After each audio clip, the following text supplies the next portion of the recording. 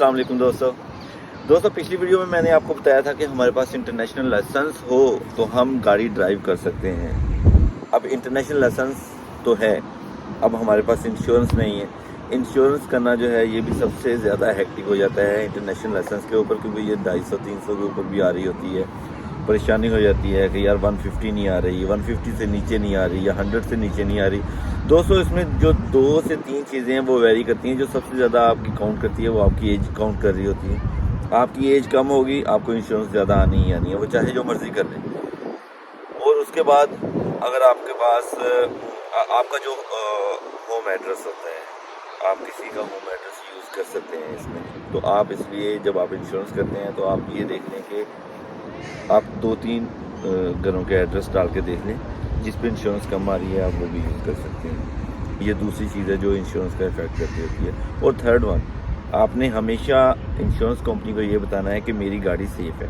रात को गैरेज में होगी या ऑन सिक्योर पब्लिक पार्क में होगी, और ये चीज़ें हमें उनको कवर करनी होती हैं।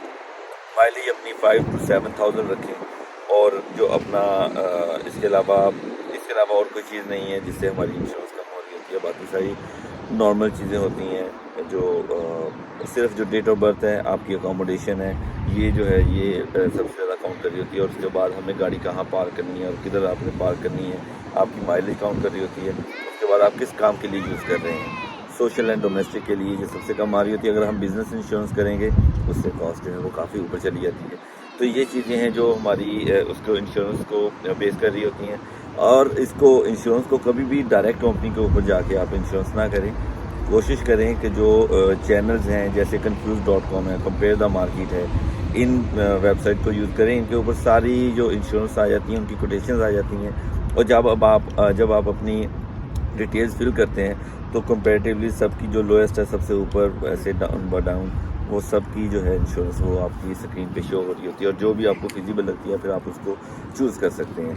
तो कोशिश करें इसमें कि आते ही जो है अपनी गाड़ी ड्राइव अगर आपने करनी है इंटरनेशनल लाइसेंस पे, आते ही आप अपनी इंश्योरेंस करें। और उसके बाद उसका फ़ायदा ये होता है कि अगर बिल फर्ज आप थोड़ी सी ज़्यादा भी पे कर रहे हैं, आफ्टर 1 ईयर एक तो आपका टेस्ट पास हो जाएगा, DVLA आपने प्रोविजनल बना लिया है, उसके बाद आपने टेस्ट पास कर लेना। ज़ाहिर बात है अब यहाँ पे जब आप इंटरनेशनल लाइसेंस पे कर रहे होंगे, ड्राइव कर रहे होंगे, तो आपको काफ़ी नॉलेज हो जाएगी, तो आप बहुत इजीली अपना टेस्ट पास कर सकेंगे। उसके बाद आप जब इंश्योरेंस आप करवा लेते हैं तो आपका नो क्लेम बोनस बन जाएगा।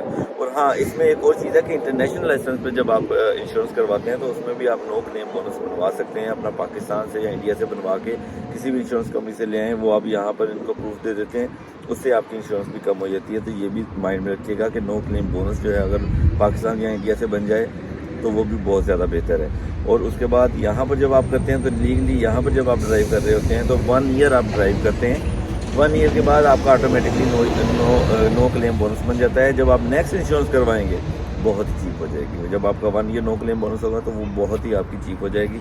और इसमें ये चीज़ें जो है ये ज़रा माइंड में रखें। ये टेक्निकल होती हैं, इसलिए मैं आपसे दोस्तों से शेयर करता हूँ ताकि जो नए आने वाले हैं, काफ़ी लोगों को तो इल्म है, लेकिन कुछ लोग जो नए आने वाले हैं या नए आ रहे हैं उनको इन चीज़ों का थोड़ा सा अंदाज़ा नहीं होता, वो गुडमुट सी हो जाती हैं। तो फिर बेहतर है कि उन तक ये बातें पहुंचा दी जाएं। काइंडली मेरा चैनल सब्सक्राइब कर दीजिएगा। इस तरह की इन्फॉर्मेशन जितनी भी होंगी मैं आपके साथ शेयर करता रहूँगा। ओके, अल्लाह हाफिज़।